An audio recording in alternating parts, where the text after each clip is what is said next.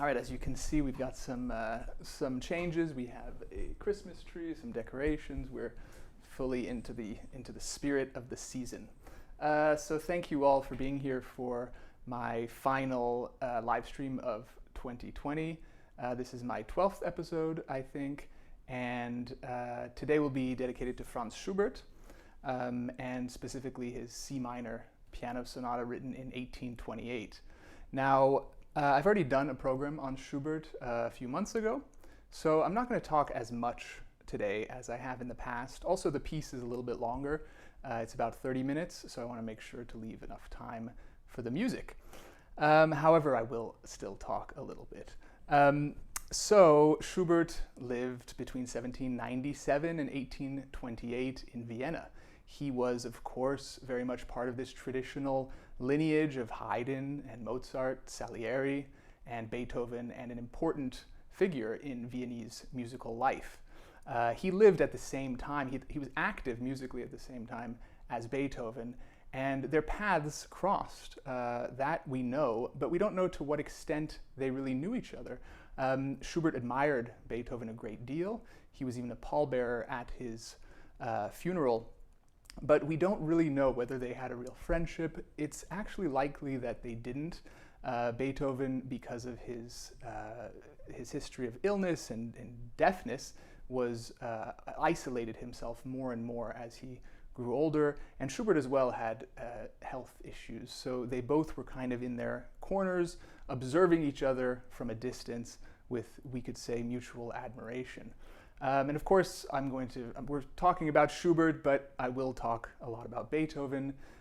It was his 250th birthday this week, but not really because of that, but just because whenever you talk about any musician in the 19th century, you somehow will end up talking about Beethoven. His influence was so great and so tremendous that it is impossible to avoid. And specifically tonight with the C minor sonata, it's the sonata of Schubert that resembles Beethoven's music the most.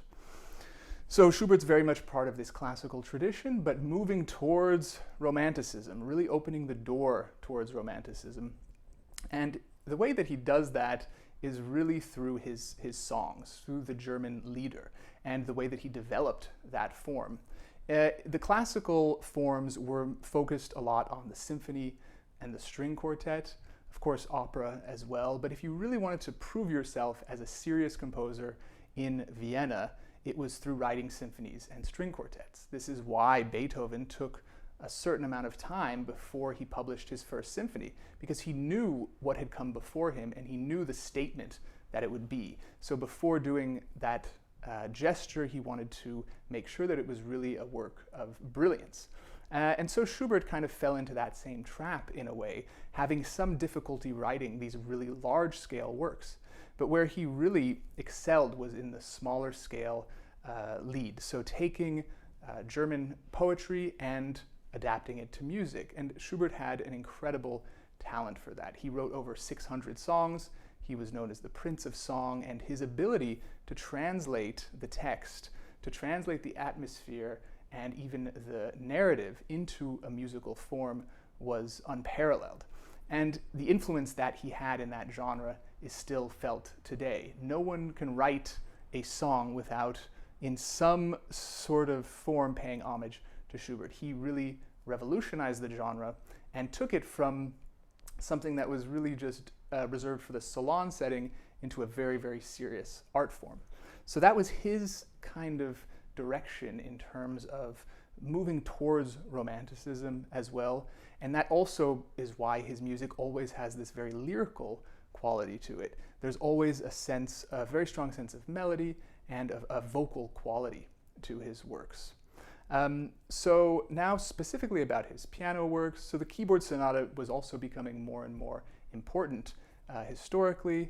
Haydn, of course, has piano sonatas, keyboard sonatas, but Beethoven really is where we get the first very serious cycle of 32 sonatas. Each are masterpieces in there for their time, and his late sonatas are really still quite extraordinary and quite avant-garde.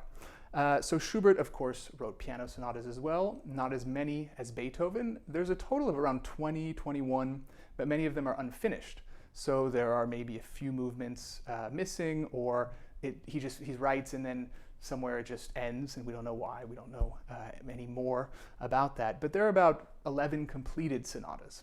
And among these sonatas, the most well-known probably are the last three. The last three sonatas are from 1828, and they were completed about a month before his death. The three sonatas, the first is in C minor, which you'll hear tonight, the second A major, and the third B flat major. And they're all incredible works and part of the core repertoire now. Although it was about 11 years from after Schubert's death before they were actually published. So these three sonatas are particularly mature. They show a certain connection, a certain spiritual depth and Schubert was well beyond his years in that sense. He was only 31 when he died, so somehow he was connected to this kind of undercurrent of spirituality or of the otherworldly that allowed him to kind of translate something quite extraordinary.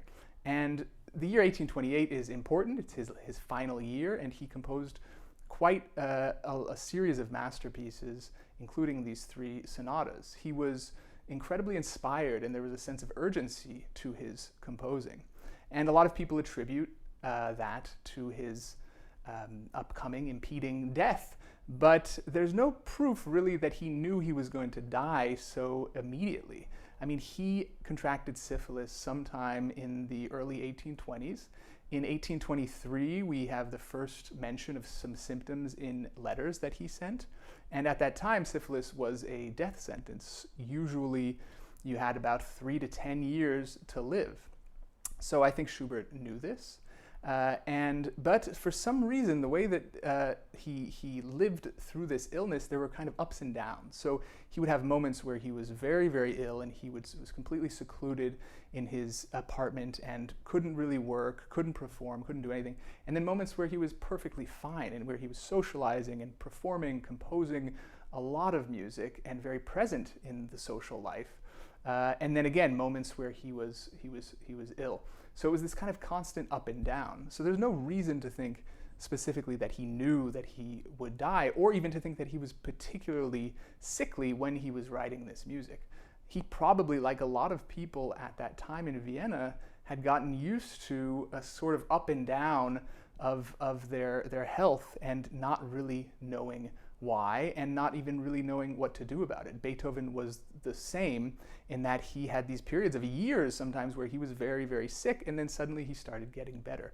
So it added to a sense of fragility maybe, or a sense of his own mortality, understanding that life was very fragile and the presence of death was felt very strongly, I think, for Schubert. That also is because he was very much into the Romantic poets, where death is a constant symbol and a constant theme. So I think this was very much part of the time. So yes, maybe he didn't know that he would die immediately, but he was very aware of the presence of death, and it was a theme that he, I think, occupied himself with quite a lot, thinking about the otherworldly, thinking about things in spiritual terms, and trying to translate that and develop that into his music. So that's definitely something that you will hear. All right, so I think that's enough background. I'd like to talk about the sonata specifically. So I mentioned there are these three late sonatas, and they're often performed together. Tonight you'll hear just the first. They were written basically at the same time. The first one, as I mentioned, is very reminiscent of Beethoven. The key of C minor is an important key for Beethoven. We have the Fifth Symphony in the key of C minor. Of course, the Pathétique Sonata, two other piano sonatas, including the final sonata, the third piano concerto. It's an important key. It's tragic. There's a certain desperation.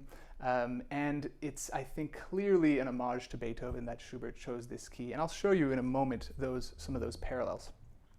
The sonata's in 4 movements, which is relatively typical at the time. So the first movement's Sonata Allegro, Second movement is an adagio, very peaceful and slow, beautiful, beautiful piece movement. Third is minuet and trio, and the fourth is another allegro.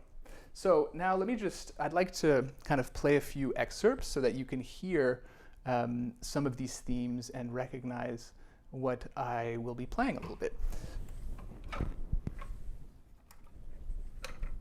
So I mentioned the connection with Beethoven, and everyone who talks about this sonata always mentions Beethoven, and even from the first chord. So this is the first measure of the Schubert sonata.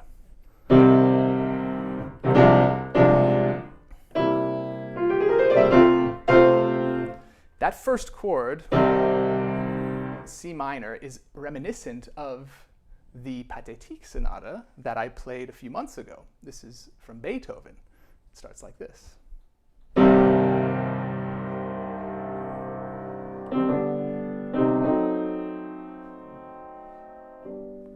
So we hear it's the same chord in the same octave, and we hear that dramatic gesture. In the Schubert,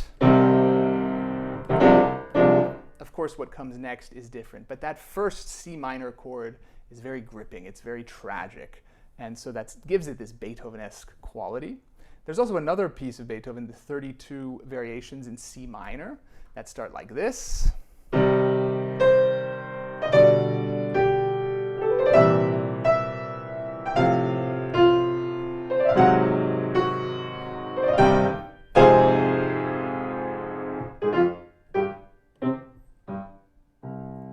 So again, you can hear that C minor dramatic quality. It's reminiscent of the Schubert. And even the tonal, the harmonic progression here is very similar to the Schubert. So there is always, people always talk about these connections. But what you'll also hear is that this is uniquely this sonata is uniquely Schubertian in its lyrical quality, and there are many, many things in this that Beethoven would never have done that really are unique and true to Schubert's style. So the first movement has a theme group, then a second theme in the key of E flat major, which is the relative major. This second theme is contrasting, it's more lyrical, it's hymn-like.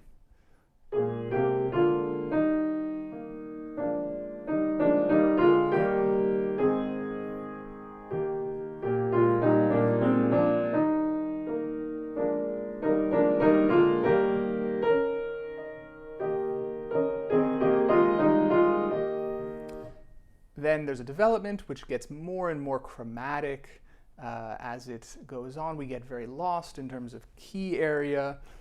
Then the recapitulation, we get the same material again in a different key. And then the coda, this first movement ends with a very, very dark, tragic coda. Now the second movement is a true gem. It's one of really the most beautiful adagios maybe in all of music, but definitely among the great movements that Schubert wrote. It's in the key of A flat major, which is the key of the famous second movement also of the Pathétique sonata. The Pathétique sonata begins, the second movement begins like this, in A flat major.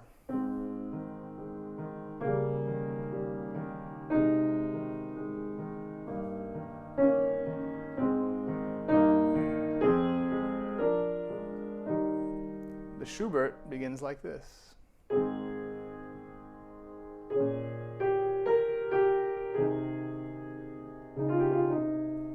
Same key and a similar, very peaceful, serene quality, very interior, intimate music. It's a 5-part form, A, B, A, B, A.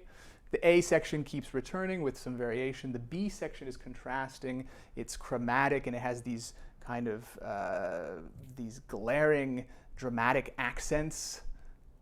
And it's the theme, this original peaceful theme, is transformed throughout the movement. At the end, it is no longer what it once was, and you'll notice that transformation. The minuet and trio, the third movement's in C minor, not as kind of jaunty and dance-like as most minuets are because of its minor quality.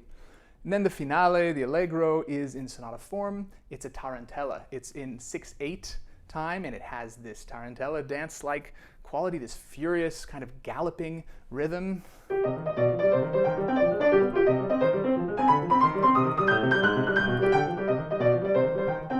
So that's the final movement, tarantella. And the tarantella is a dance from the south of Italy, and the dancers were accompanied often by some sort of like percussive tambourine, and it was this, they went into a sort of frenzy, a competition of who can play faster, and they were kind of egging each other on, and you definitely have that quality. But again, in C minor, so it has a dramatic quality. It's even reminiscent of his song, the Erlkönig, of the father riding with his sick boy through the woods, and the boy is having these hallucinations of the elf king coming to take him away as he dies, and you have this figure in the piano part of the horse rushing through the woods. So we have this kind of dramatic galloping quality. Then there are other themes, there's a development, but I won't bore you with that. You'll hear it all soon enough. All right, so 4 movements. Yeah, Schubert C minor sonata, finished in about October of 1828, published 11 years later, and really didn't become part of the core pianistic repertoire until the 20th century, specifically with Arthur Schnabel, one of the pianists who first started playing the 3 sonatas as a cycle. All right, here we go. I'm going to turn this off and